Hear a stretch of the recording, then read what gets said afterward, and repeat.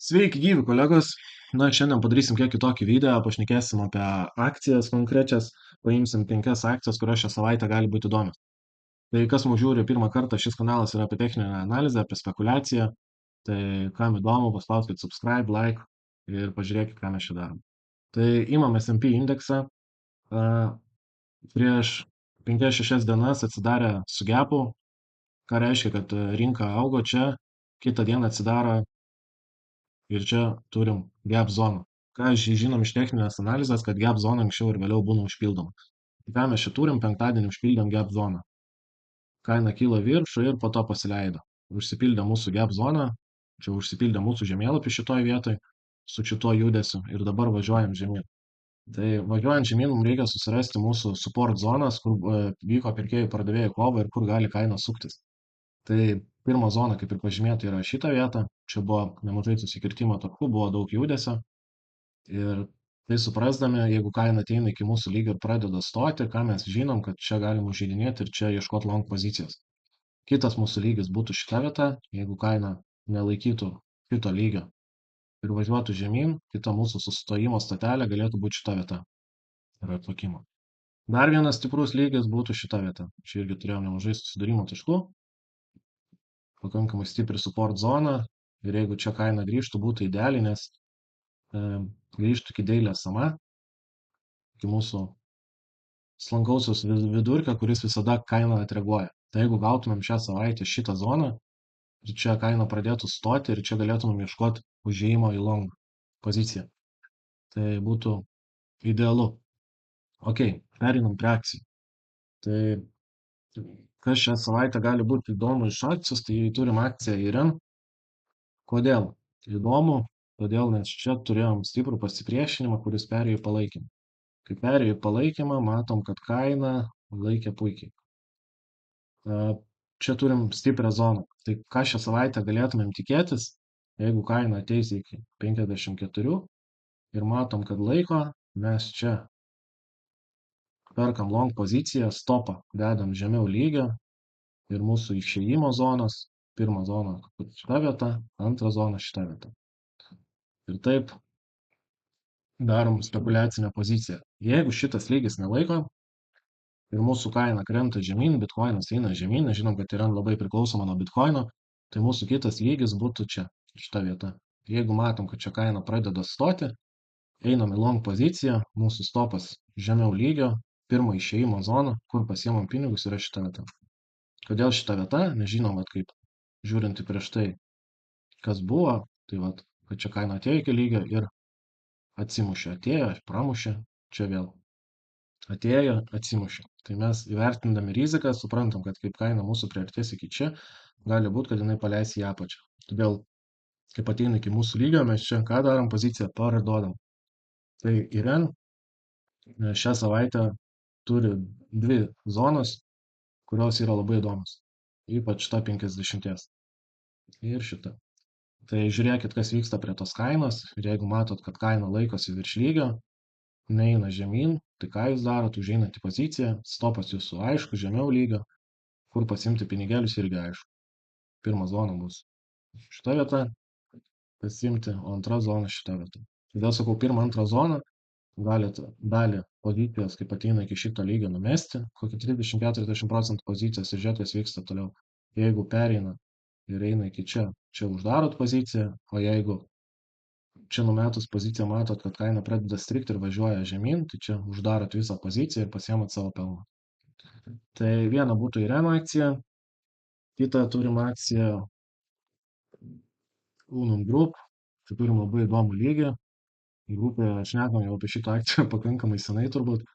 Tai kom šitą akciją įdomi šiai dienai, kad kerta buvusias aukštumas ir bando virš jų tvirtintis. Čia buvo buvusias aukštumas šitoj vietoj, o čia bando kaina tvirtintis virš lygio. Ką reiškia tvirtintis virš lygio? Kad jeigu mūsų kaina daro taip ir nebeina žemyn, ką mes darom, ieškom užėjimo šitoj vietoj, stopas mūsų žemiau lygio, o profitas jau procentaliai. Tai čia yra labai įdomi zona šita, nes čia buvo stipri konsolidacija. Ką reiškia konsolidacija? Kad kaina judėjo ilgą laiką, visus metus šitoj zonai tarp 80 ir 70 dolerių, ne? Ir dabar jau po ilgo laiko, praktiškai pusantrų metų, kaina kirto jau zoną ir bando tvirtintis virš lygio. Tai mes čia turim labai gerą progą pabandyti sudalyvauti tam judėjimui. Tai ko mums reikia, kad kaina įsitvirtintų virš lygio, jinai šiuo metu tai ir vyksta, tai ką mes darom, žaidinėjame pozicijas, topas mūsų aišku, žemiau lygio ir tikimės, kad kaina važiuos į viršų. Tai čia irgi šią savaitę vienas įdomesnių, ką reikia stebėti. Po to, jeigu žiūrim toliau, tai dar turim akciją Palantyra. Palantyra šią savaitę taip pat įdomus ir įdomus Palantyras mano akim dėl vieno treido. Dėl vieno treido, kuris atrodo taip. Laukti, kol Palantyras virs dailę SMA, tvirtinsis čia virš lygį ir važiuos į viršų.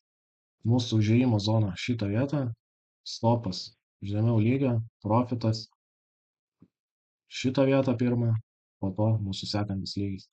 Kodėl čia įdomu, nes šitoj vietoj daug paslėptų orderių, daug supirkimų, bet kaip dabar matom, kaina rejectina daily SMA, tai reiškia, kad dar nenori eiti virš daily SMA ir penktadienį tai puikiai buvo matyti. Tai ko mums reikia? Mums reikia sulaukti impulso, kol kirs daily SMA, matom, kad laiko lygį, čia užeinam, mūsų stopas žemiau lygio arba bus žemiau daily SMA. Tai šią savaitę irgi labai įdomi vieta. Jeigu trauks kainą žemyn toliau, tai turbūt nenorėčiau rizikuoti užleidinėti poziciją. Mano nuomonė daug geresnė zona yra, jeigu kaina pramut daily SMA ir čia turim pakankamai stiprų lygį ir šitoj vietoj galim žiūrėti užėjimą. Tai Palantyras, po to turim ramesnę akciją Protect and Gamble Company. Labai stiprus lygis. Ir ką mes čia galim? Mes galim palaukti, kol kaina grįš iki čia, arba užeidinėti. Arba kitas variantas - laukti, kol kaina įsitvirtina virš daily SMA, mūsų geltonos linijos ir tada daryti užėjimą. Tai būtų arba šitą vietą virš daily SMA, arba šitoje vietoje užėjimas. Stopas mūsų žemiau lygio, akcija juda pakankamai lėtai, nereikia bijoti stopų, galima užeidinėti su mažesnė pozicija ir su didesnė. Bet matom, kad šitoje vietoje puikiai laikos lygis, čia laikos lygis, čia irgi laikė puikiai lygį. Tai matydami šias vietas, čia vat irgi buvo puikiai laikęs.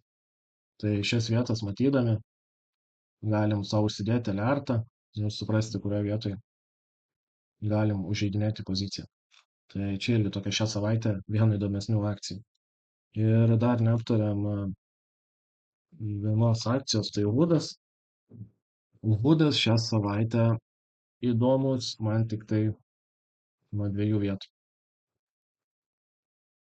Pirma vieta bus čia, $77, antra vieta $66.7. Kodėl? Nes Woodas dabar labai yra spaudžiamas daily SMA ir jinai šiaip techniškai neatrodo blogai, bet tiesiog čia nėra dabar stiprios support zonos. Tie 74, tai ko mes laukiam, kol grįš iki 70 arba grįš iki $67-66. Čia labai buvo gražus atšokimas prieš tai, čia stipriai krito, labai buvo gerai sugerti pardavimai. O ir šitoje vietoje mes dabar turim panašią situaciją, bet viskas labai priklauso nuo Bitcoino. Tai kadangi žinom, kad Woodas pakankamai susijęs stipriai su Bitcoinu, tai ko mums reikia? Mums reikia, kad kaina grįžtų žemyn. Čia užeiname pozicijas, topas mūsų aiškus. Arba galim dasipirkti, jeigu swing pozicija per dvi vietas. Šią pirmą poziciją perkam už 50% pinigų skirtą pozicijai, o antrą, jeigu dar kaina pakrenta, daperkam, tai praskesdam kainą. Tai šitos dvi zonas, atkreipkite šią savaitę dėmesį, tikrai bus reakcijų ir galite pabandyti paspekuliuoti, paprekiauti. Tai iš akcijų kaip ir viskas, dar noriu trumpai Bitcoiną aptarti, kad Bitcoinas puikiai juda tarp lygių, tie lygiai nubraižyti jau labai senai, iš tikro grupiai braižėm, jau nežinau, čia nėra jie keisti ilgą laiką, kokie 2 mėnesiai turbūt. Bet matom, kad kaip puikiai visur vyksta reakcijos į lygius, tiek į vieną, tiek į kitą pusę. Pramušimai. Ir dabar ką reikia suvokti, kad bitkoinas nepramušė daily 200 mūsų slankausios vidurkio. Taip pat nelaikė 20 dienų vidurkio. Ką tai rodo, kad bitkoinas šiaip silpnėja. Tai va dabar reikia žiūrėti, kas čia vyks šitoje vietoje. Jeigu bitkoinas laikysis čia, viskas tvarkoja. Bet jeigu eis žemiau, tai eis žemiau iki čia. Eis žemiau iki daily 100 ir po to tikiuosi, jau žemiau nebeis. Jeigu eis žemiau, tai vėl bus atsiradusių žmonių, kurie labai liūdės dėl bitkoino. Ir vėl bus daug skausmo. Tai va, tai atkreipkite dėmesį į bitkoino lygius šią savaitę irgi, nes bitkoinas čia labai įdomu. Čia visi dailiai eis į vieną krūvą, bus labai įdomu stebėti, kas vyksta. Mano akim turbūt realiausias variantas šitas judesys. Kad prisirinks likvidumo, važiuosim, kirsim daily ir vėl bandysim šturmuoti daily 200. Tai va, bet matysim, kaip čia bus šią savaitę. Tai kam buvo įdomu, paspauskit like, parašykit komentarą, subscribe. Jeigu norite daugiau apie spekuliaciją sužinoti, pasimokyti kažko išgirsti, ko gal nežinote, tai užsukit pas mumis į grupę. Yra kelios dienos nemokamai, galite pasibandyti, gal patiks, pasiliksit ilgiau. Tai tiek. Ačiū, kad žiūrėjote ir gražios dienos. Iki.